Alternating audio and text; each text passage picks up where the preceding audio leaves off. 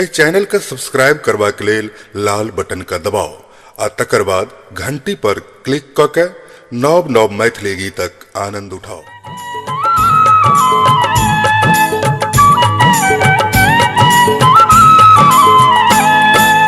मैया हेलिए हम दुवरिया बजर के वारो खोलियो ना पर लई जेगे जेग विपतिया माने ना बिसरियो ना। मैया हेलिए हम दुवरिया बजर के वारो खोलियो ना पर लई विपतिया माने ना बिसरियो ना।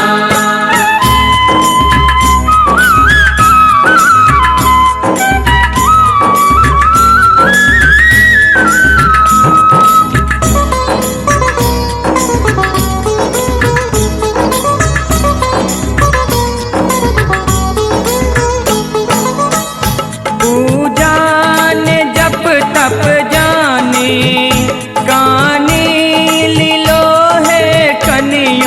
कानब सुनियो ना हमरा कर में अदला लिखल हाय में कबियो ना हमरा कर में अदला लिखल हाय में कबियो ना।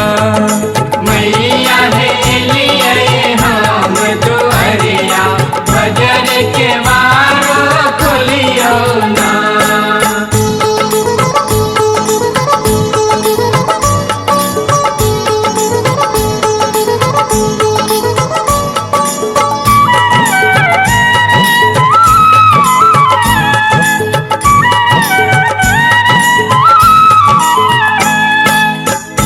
हम छी बलेल अम्मा पापी निकम्मा मतिया हमर बदलियो ना माहे बुधिए हमर हेरे लई से कंदरियो तकियो ना माहे बुधिए हमर हेरे लई से कंदरियो तकियो ना।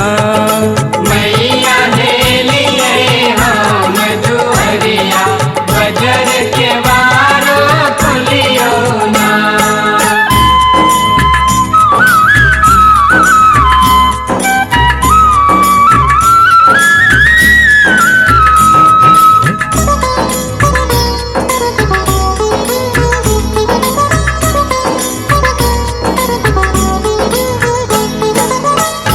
ककरा सुने वही अर्जी दुनिया बेगर जी मर्जी अहिक मैयो ना सबके चकमक महल न हमरा एकटा टूटल मरैयो ना सबके चकमक महल न हमरा एकटा टूटल मरैयो ना।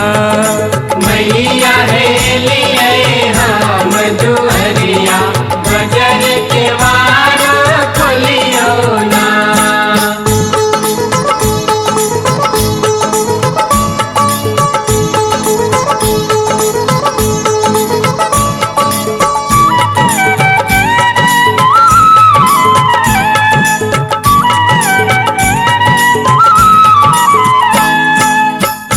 अनले हकन कनई थी धन लेख खनिया रानी है माकुल होइयो ना खह खह सागर जनक अथा है बेरा पार लगबियो ना खह खह सागर जनक अथा है बेरा पार लगबियो ना।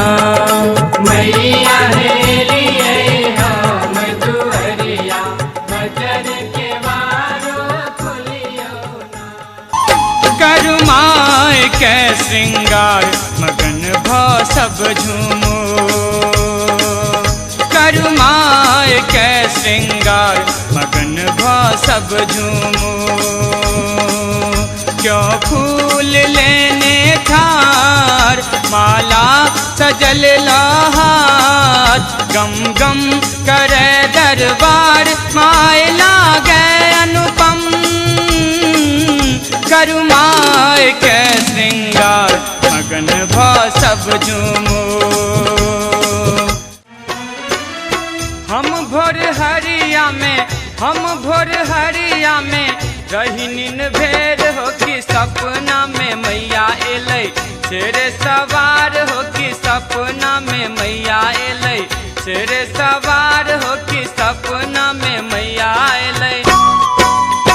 माय हमर ने दोसर क्यों हम ककरा कहबै, माय हमर ने दोसर क्यों हम ककरा कहबै।